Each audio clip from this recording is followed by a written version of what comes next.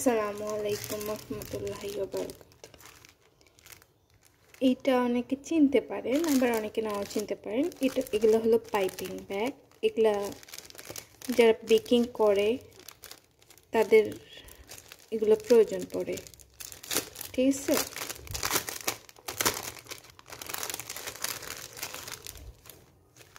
এগুলো এই যে কাগজের হয়, 1-2 বার সর্বোচ্চ ব্যবহার করা যায়, দেন এগুলো ফেলে দিতে হয়, ঠিক আছে। তো এগুলা কেন দেখাচ্ছি,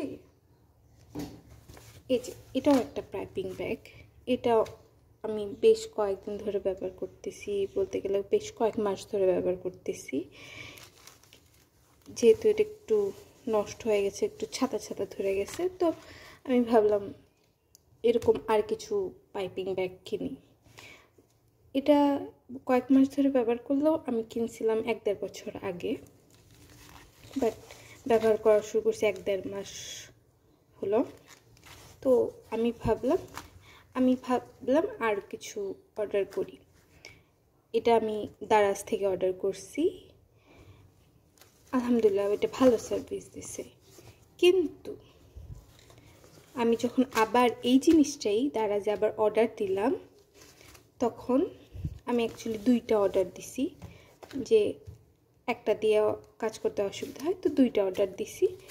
তো ওরা আমারে 2 প্যাকেট এগুলো ধরায় দিছে, ঠিক আছে, যেগুলো আমার বাসার পাশের দোকান থেকে আমি কিনতে পারতাম, কিন্তু আমার বাসার পাশের দোকানে এটা নাই, ঠিক আছে।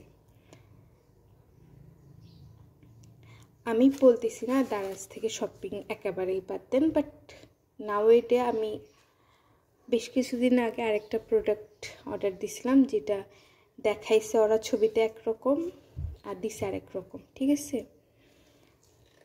ওটা তখন আমি অতটা সিরিয়াসলি নিইনি, বাট এটা আমার যেহেতু প্রয়োজন, আমি একজন বেকার, ঠিক আছে, আমি কেক সেল করি, তো আমার এটা খুব বেশি প্রয়োজন ছিল।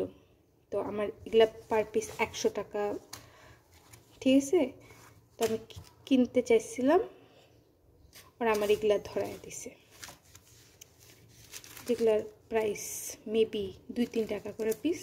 এখানে কয়টা আছে আমি জানি না, সর্বোচ্চ 10টা থাকতে পারে, বাট 10টা থাকুক 12টা থাকুক, বাট এইটা তো আমি অর্ডার দিইনি, ঠিক আছে।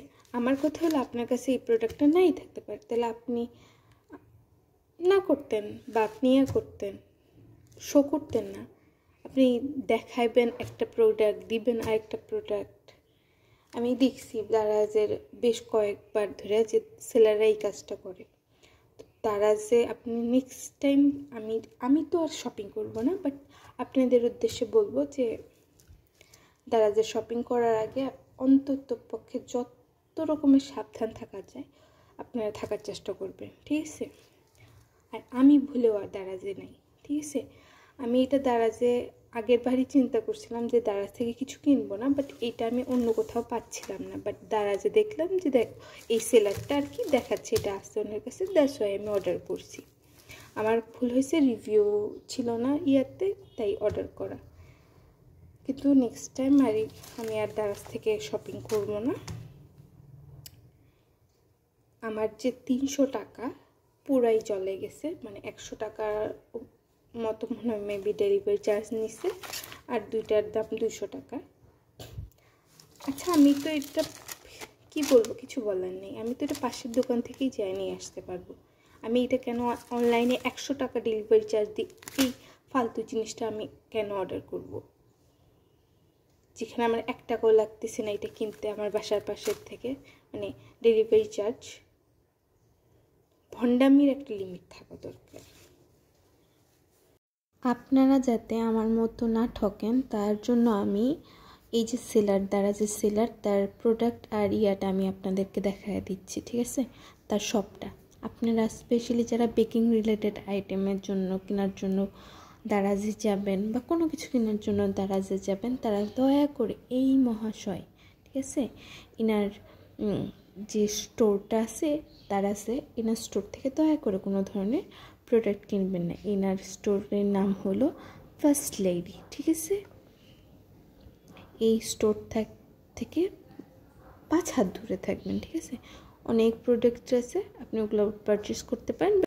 এইটা হলো তাদের শপ, এটা হলো তাদের লোগো, ঠিক আছে? আমি লোগোটা দেখায় দিতেছি। এই শপ থেকে দয়া করে কেউ কখনো কোনো প্রোডাক্ট পারচেস করবেন না, প্লিজ। এটা আমার হাম্বল রিকোয়েস্ট আপনাদের কাছে। আমি ঠকছি, নেক্সটে আপনারাও ঠকার সম্ভাবনা রাখেন।